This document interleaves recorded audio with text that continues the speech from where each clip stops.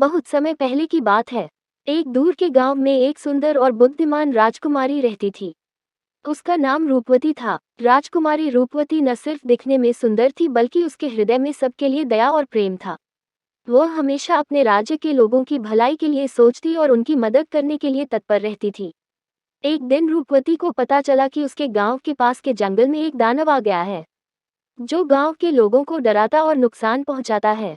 गांव वाले बहुत परेशान थे और किसी को समझ नहीं आ रहा था कि वे दानव से कैसे छुटकारा पाएं। जब यह बात राजकुमारी के कानों तक पहुंची, तो उसने तुरंत फैसला किया कि वह स्वयं गांव वालों की मदद करेगी और दानव का सामना करेगी।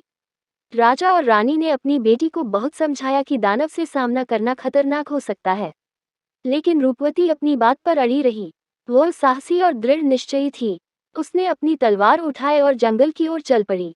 रास्ते में उसे एक बूढ़ा साधु मिला जिसने उसे एक जादुई छड़ी दिया और कहा, जब तुम्हें दानव से डर लगे तो इस छड़ी को पकड़कर अपनी हिम्मत को याद रखना।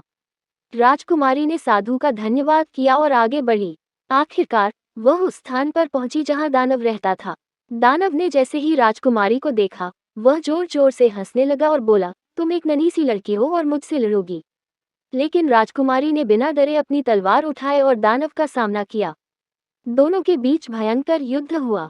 राजकुमारी ने अपने साहस और साधु के दिए छड़ी की शक्ति से दानव को पराजित कर दिया।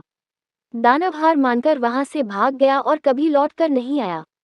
राजकुमारी की वीरता से पूरा गांव खुश हो गया। राजा और रानी ने अपनी बहादुर बेटी पर गर्व महसूस किया।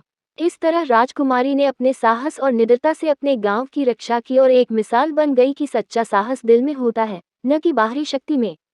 इस कहानी से हमें यह सीखने को मिलता है कि अगर हमारा मन दृढ़ हो और हम में साहस हो, तो हम किसी भी मुश्किल का सामना कर सकते हैं।